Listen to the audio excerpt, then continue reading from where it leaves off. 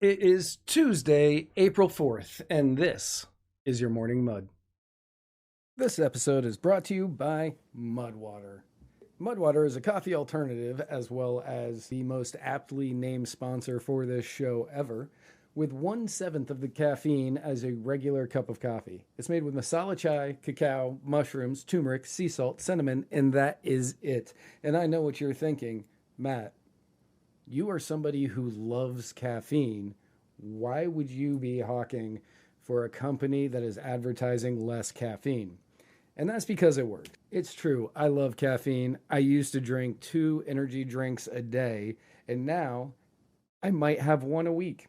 All thanks to Mudwater. If you or someone you love might want to make the switch to Mudwater, all you have to do is head on over to muddiedwatersoffreedom.com/mud to make the switch today.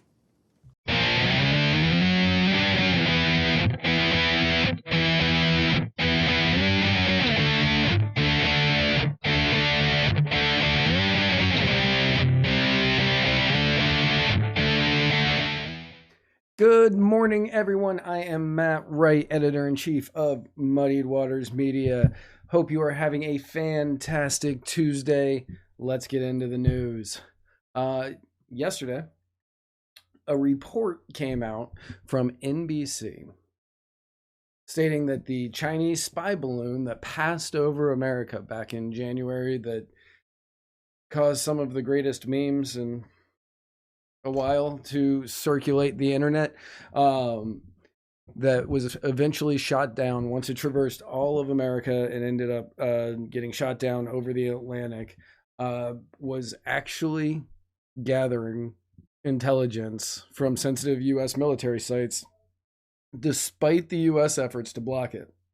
Now, if you remember, when this was happening, they didn't want to shoot it down because they were afraid of, they wouldn't be able to stop any casualties from happening if it landed, because it was about the size of 2 school buses.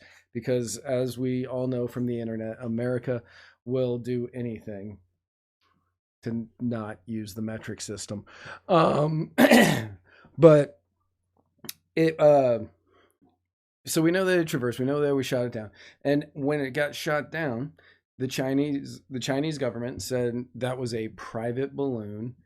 That was a private balloon. We had nothing to do with it. We had nothing to do with it. And then when America shot it down, the Chinese said, this is an act of aggression, and you are only ramping up the aggression between our two nations by shooting down this balloon that is a private balloon. We knew at the time, everybody knew at the time, that it was a spy balloon, and it was there in order to gather data. What we have come to find out from two current officials, and one former official in the intelligence community, was that it was able to gather U.S. intelligence from several sensitive American military sites, even though we had been trying to block it. China was actually able to, so I guess I don't know how it was being controlled, but it was basically a drone, and somebody was sitting there in their cubicle, in their 40,000 person office building with a joystick, just sending this thing across the United States. And it was controlling it so it can make multiple passes over some of the bases, at times flying in the figure-8 formations, and it was transmitting the information it collected back to Beijing in real time. The intelligence that was collected, according to the officials, was mostly from electronic signals, which can be picked up from our weapon system or include communications from base personnel rather than images.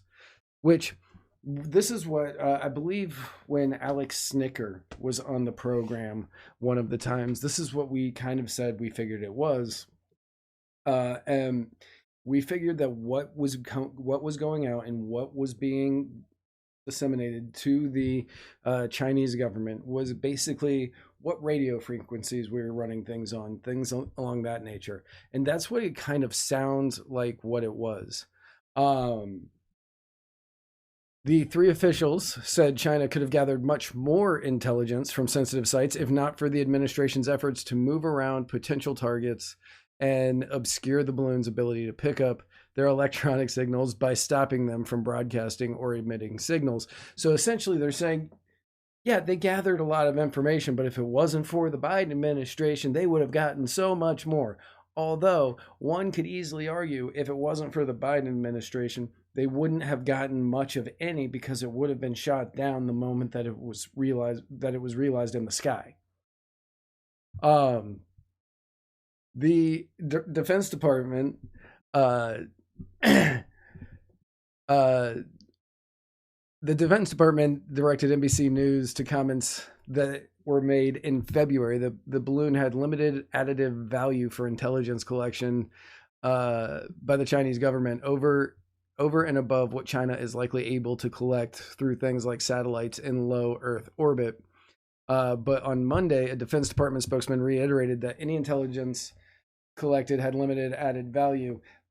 But what they were saying, and so they're still saying that it had limited added value. However, they were saying that we didn't even know if it was a Chinese spy balloon. We don't know if it's actually going to be able to pick up anything or if it's just there to take pictures of things.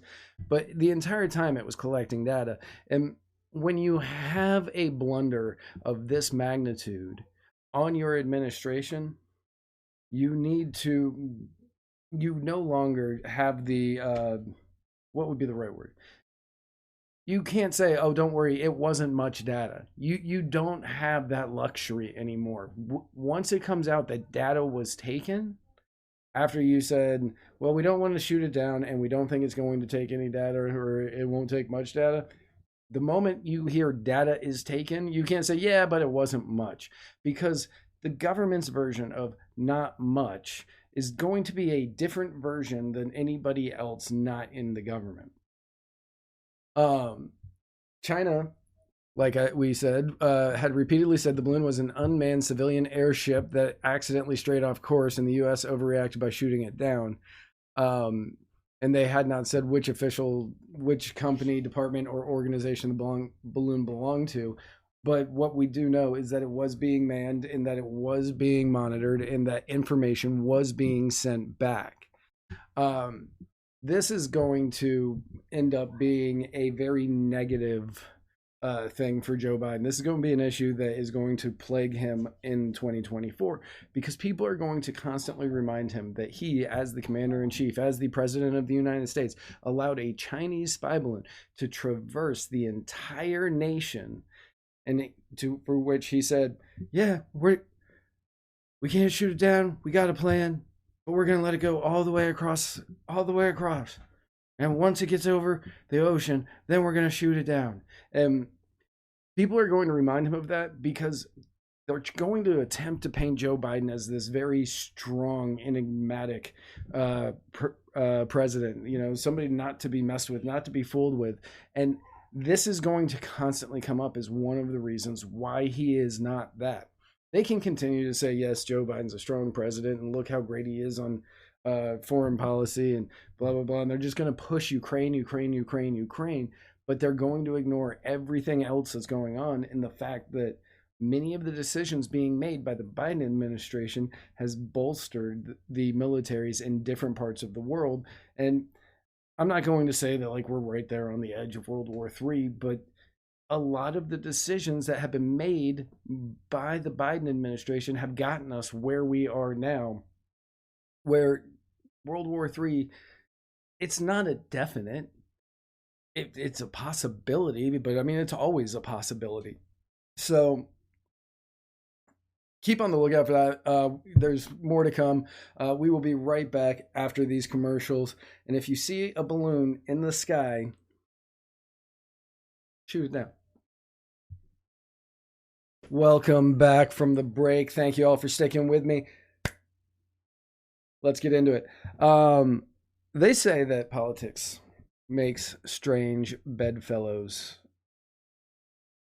And never before has there ever been a time in which this is more true, because there has never been a time since these two people were in Congress that I would have ever pictured them to be on the same side of an issue.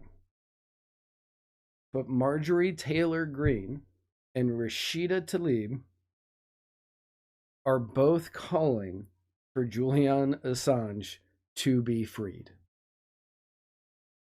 You talk about the most wild, out there, unbelievable pairing of ideals ever. But that is where we are. On April 1st, so I guess this could have been a joke that Rashida Tlaib was playing. She urged her fellow House members to demand Department of Justice drop charges against Julian Assange. Rashida Tlaib wrote a letter, and it is getting signatures on it and is going to be delivering it to the Department of Justice. The letter, which was obtained by The Intercept, is currently circulating among members as they are urged to sign it, and has not been sent to Attorney General Merrick Garland. But the letter reads, "I know many of us are having strong feelings about Mr. Assange, but what we think of him and his actions is really besides the point here. The fact of the matter is that the fact of the matter is that in which Mr. Assange is being prosecuted under the notoriously undemocratic Espionage Act seriously undermines freedom of the press and the First Amendment." Now, I don't agree with Rashida Tlaib a lot, but I agree with her here. What Julian Assange did was literal journalism. Right now, you're seeing all across America, you're seeing about the Wall Street Journal reporter who was recently taken, kidnapped, arrested, whatever you want to call it, in Russia for espionage. I don't even know if he was there reporting anything in particular or that he reported any classified documents. He was just a United States reporter in Russia that got arrested for espionage.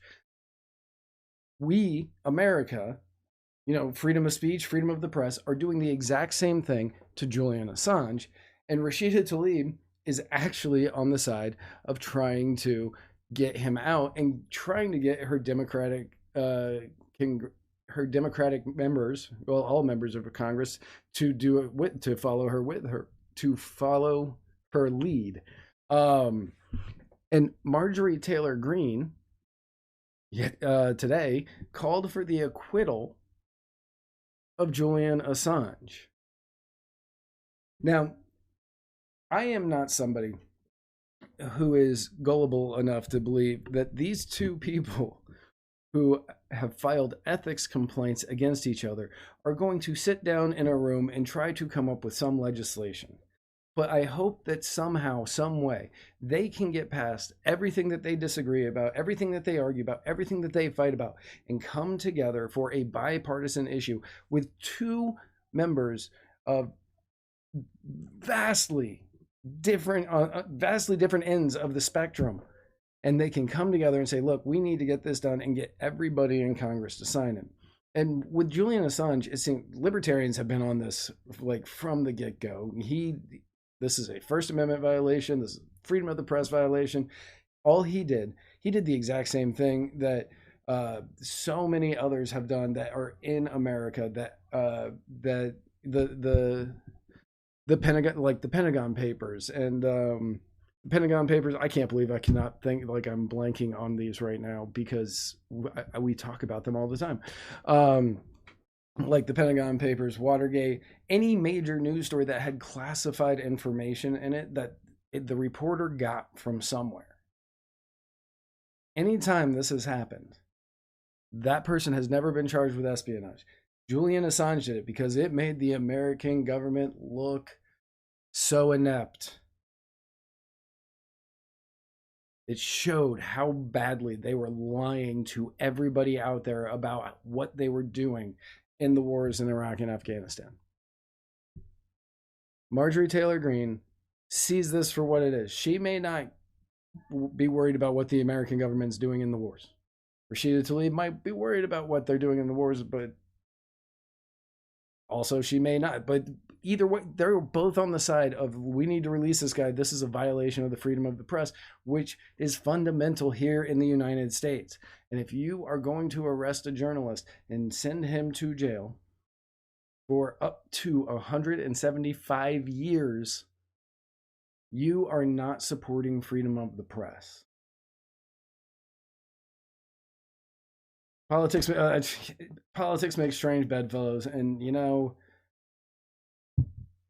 if those two can find something that they agree on, there is not any two people in Congress that can't find something to agree on. There is no two people in the world that can't find something to agree on. So take that with like a little nugget of, hey, there's still hope, because if those two can get together and be like, yes, we agree, anybody can find somebody to agree with somebody on. That is the episode. Thank you all so much for tuning in. If you enjoy what is happening here at Muddied Waters Media, I ask you to do a couple of simple favors for us. Please, whatever podcasting platform you are listening to us on, give us a 5-star review. Also, leave a review. And the biggest way that you can help is by sharing this episode with your friends. Thank you all so much for tuning in. We will see you again very soon. And remember, where we're going, we don't need roads.